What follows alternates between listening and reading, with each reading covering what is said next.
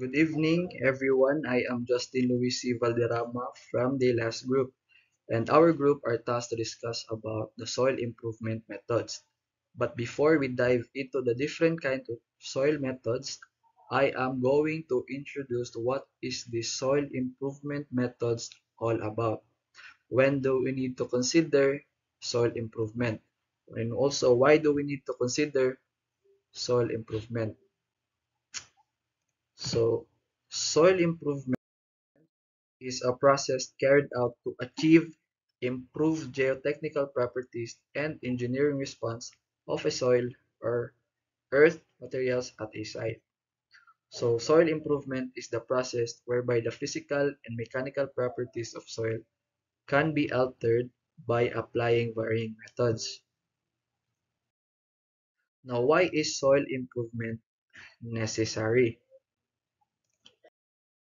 So according to the study of Russian and Azmi in 2022, soil improvement is necessary to increase shear strength, bearing capacity, decrease compressibility, settlement, permeability, and prevent liquefaction of soft soil.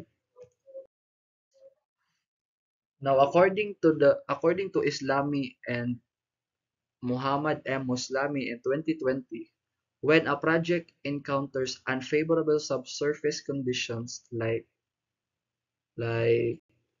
having a soft soil in that particular area or having a fault in that particular area. So these are the positive alternative solutions. Number one is avoiding the particular site. Number two is modifying the design of the plant structure accordingly. Number three is removing and replacing unsuitable soils or attempting to modify the existing grounds. So we will focus in this third statement, the removing and replacing unsuitable soils or attempting to modify the existing ground. It becomes necessary to improve geomaterials and geotechnical conditions for many projects to meet the project requirements. To exemplify, soil improvement can be implemented to do the following. So number one is to increase the soil strength, meaning i-enhance niya ang load-bearing capacity sa soil. So kaya na niya mo pugong og mga heavy load na butang sa soil. So mitigate erodibility. So ma-reduce niya ang soil nga mawala na kaya walaon sa water ug sa wind. So the third one is to reduce distortion under stress, meaning it limits deformation due to applied loads. So diminish compressibility. So it prevents excessive settlement, meaning once na ma-apply og mga heavy load is dili na siya mo compress para dili po siya mag-result sa pag-deform o pag-distort sa yuta. So control shrinking, swelling, and permeability. So it ensures dimensional stability and regulates the water flow. Next one is to diminish water pressures. So it minimizes pore pressures that build up in the soil. So para dili na po na ma ma distort ang yuta. So redirect seepage. Guides water flow away from the critical areas. So next is prevent detrimental changes. So it protects against harmful environmental effects like flooding or raining. So it mitigates susceptibility to liquefaction and change the natural variability of borrowed materials or foundation soils. So in order for you guys to have clear visualization na ako'y gibuhat na makahatag sa inyong idea how does the soil improvement method or how does the soil improvement works. So for example, you are an engineer and you are tasked to build a warehouse in this particular area. So kani nga area daw, so the situation is kani nga area, kani nga area is soft ang soil nga present diri nga area is soft clay. Meaning, dili ka basta-basta maka-build og structure diri it's because dili na siya makapugong og mga heavy loads. Kay once na mag-build kag structure, ma-deform lang ang imong structure. So mag-result siya na mabungkag. So ikaw na engineer, imuha jud nang likayan. So if kanang area kay naay soft clay nga soil, so it has low bearing capacity, meaning again the soft clay cannot support the heavy load of the warehouse.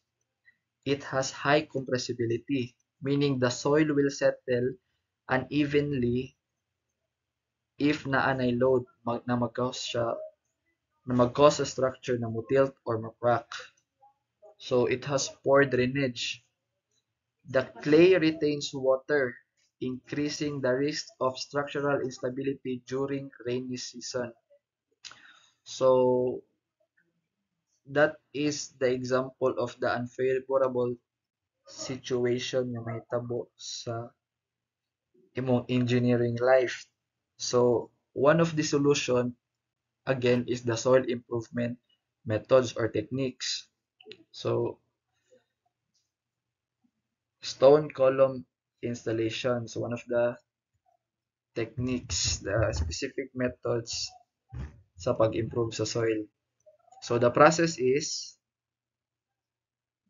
stone columns. So the process is stone columns are constructed by drilling into the clay and filling the holes with a compacted gravel. So nakay gravel, no, dagag gravel, so imuha nang magbangag gamit ang mga drilling machine. So yung forma once na mabutang na ang mga gravel sa soft clay soil. So yang epekto is the stone columns act as a structural reinforcement. So it improves the soil bearing capacity and drainage.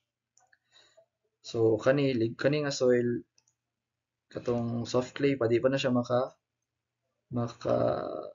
pugong og mga heavy load, maka alsa og heavy load. Pero na-applyan naman siya og soil improvement methods, meaning na-enhance na ang iyahang mga attributes sa soil. So meaning from dili makapugong og mga heavy loads to makapugong og heavy loads. So ang result is ang foundation sa warehouse is na-stabilize na. So even sa areas nga naay residual soft clay, so pwede na nimo na siya buhat mabuildan og structure, mabuildan og warehouse kung unsa may gi-assign sa imuha. So the soft clay soil is now strong enough to support the warehouse.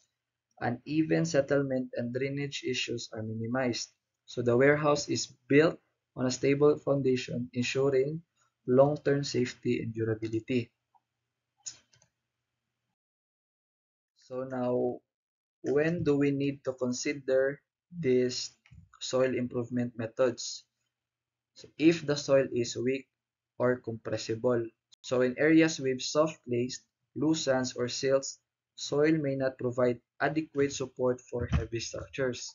So soil improvement helps increase strength and reduce settlement in these cases.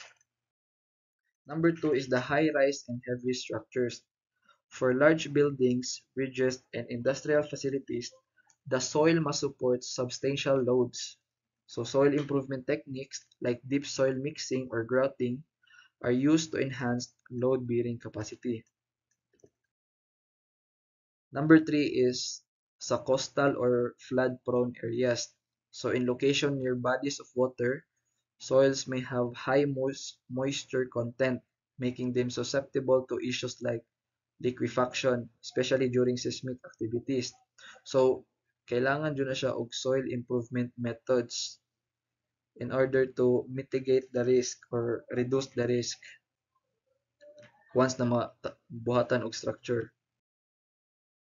So slope stabilization. So for constructions nga ginabuild sa slope or sa mga steep nga areas or hills or embankments, soil improvement can prevent a landslide or erosion. So techniques like soil nailing, geotextile, or retaining walls can add stability to the slope. So the next is the underground or below grade structure.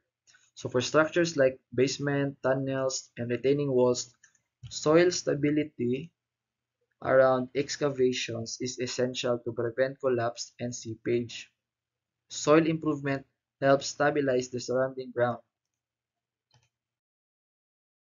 Next one is the seismic areas. So in regions prone to earthquakes, loose or sandy soils may need improvement to prevent liquefaction, so which can lead to severe structural damage during seismic events. So soil densification techniques are commonly used sa mga seismic areas.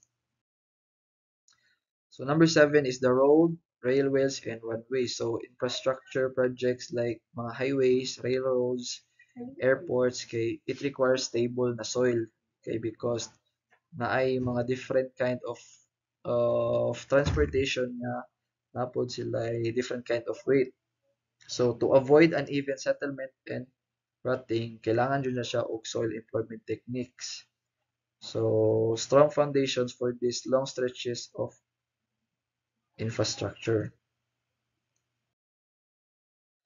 So number 8, contaminated or expansive soils. So some soils like expansive clays swell when wet and shrink when dry, so causing instability. So soil stabilization techniques such as lime or cement treatment can reduce soil reactivity. So in cases of contamination, soil improvement might include methods to encapsulate or treat pollutants. And that is all for the introduction. Thank you, everyone.